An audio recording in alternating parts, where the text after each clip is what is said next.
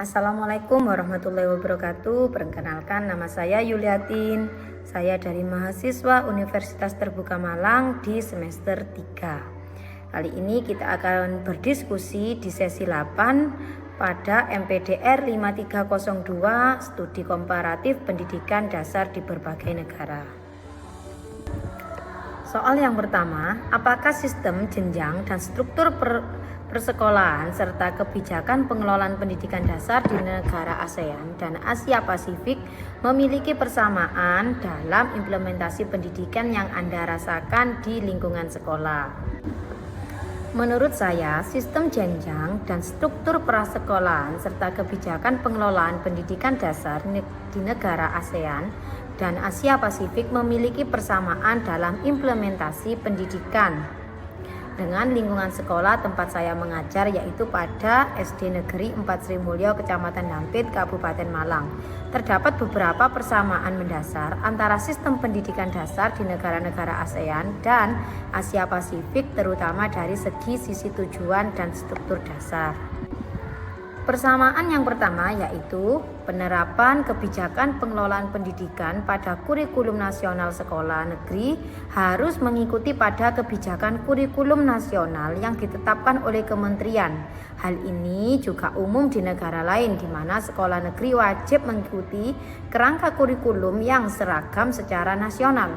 Meskipun tingkat otonomi sekolah bisa berbeda, termasuk di SD Negeri 4 Sri Mulyo yang menerapkan kurikulum merdeka sebagai kurikulum nasional yang telah ditetapkan oleh Kementerian Pendidikan Negara Indonesia. Selanjutnya, yang kedua yaitu menerapkan struktur jenjang pendidikan dasar untuk tingkat SD, yaitu selama 6 tahun dari tingkat kelas 1 SD sampai tingkat kelas 6 SD.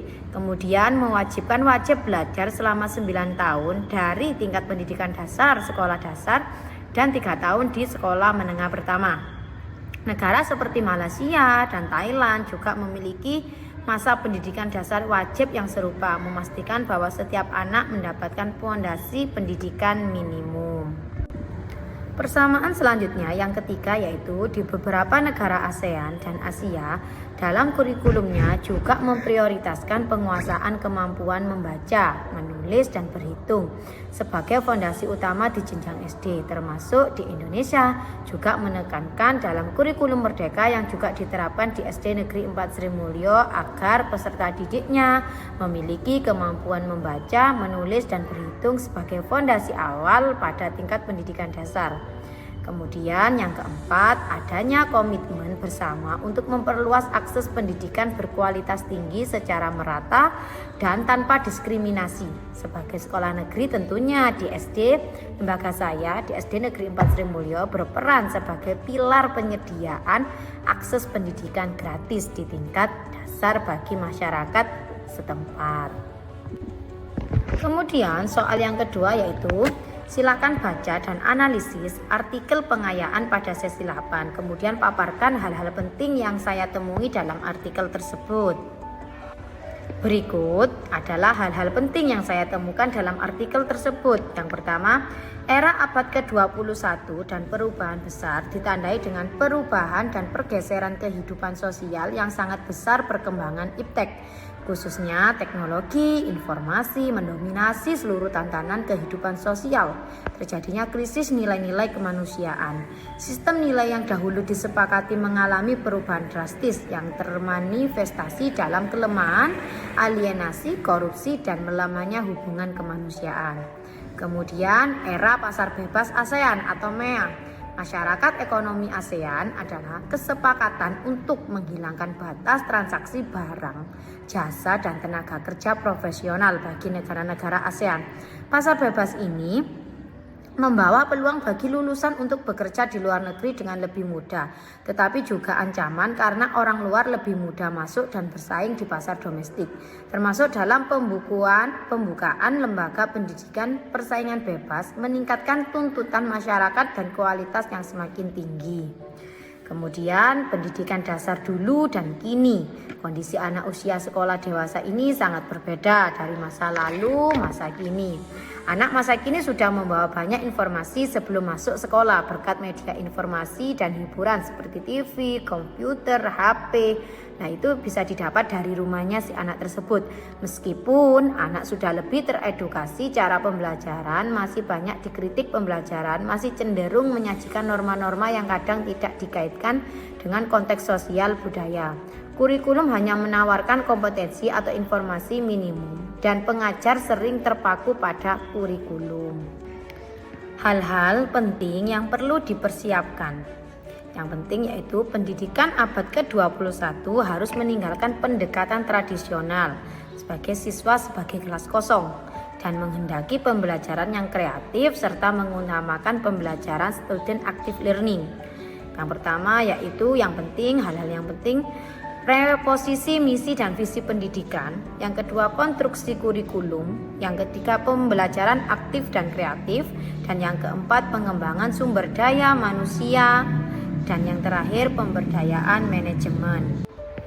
Kemudian soal yang ketiga, diskusikan pula bagaimana kaitannya isi tayangan di YouTube pada materi pengayaan sesi 8 yang berupa video dengan materi modul 6 dari BMP Studi Komparatif Pendidikan Dasar di berbagai negara. Yang pertama tentunya dari video yang sudah saya tonton saya dapat mengidentifikasi materinya. Video ini memberikan gambaran umum atau pengantar mengenai sistem dan konteks pendidikan di negara-negara yang tergabung dalam kawasan ASEAN. Modul ini membahas secara spesifik dan mendalam perbandingan sistem pendidikan dasar seperti struktur kurikulum, metode pengajaran, sumber daya, dan isu-isu strategis di berbagai negara, di mana kawasan ASEAN seringkali menjadi fokus utama perbandingannya. Kaitan isi tayangan dengan materi modul 6 yaitu pada modul 6 bertujuan untuk membandingkan sistem pendidikan dasar di berbagai negara. Agar perbandingan tersebut relevan dan komprehensif, mahasiswa perlu memahami latar belakang geografis, sosial, dan ekonomi negara-negara yang dibandingkan karena studi komparatif pendidikan dasar sering berfokus pada kawasan terdekat dan relevan seperti ASEAN. Video tersebut berfungsi sebagai pengantar kontekstual yang memberikan dasar pemahaman mengenai kesamaan dan tantangan bersama yang dihadapi oleh negara-negara di ASEAN dalam bidang pendidikan, serta menyajikan konsep dan struktur sistem pendidikan secara teoritis, misalnya struktur yang jenjang pendidikan, pendanaan, dan kebijakan pendidikan.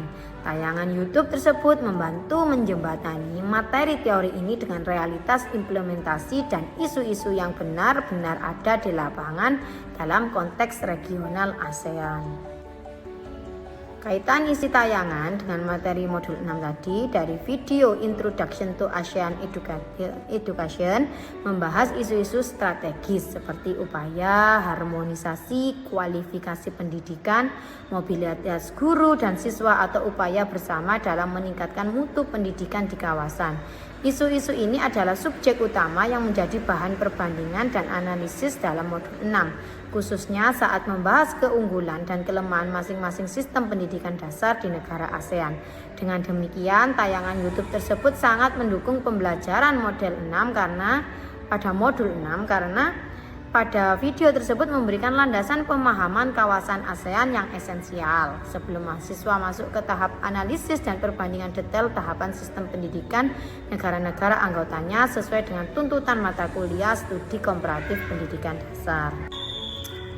Dan kita sudah di ujung sesi diskusi pada sesi 8 ini. Atas perhatiannya saya Yuliatin mengucapkan banyak-banyak terima kasih dan wassalamualaikum warahmatullahi wabarakatuh.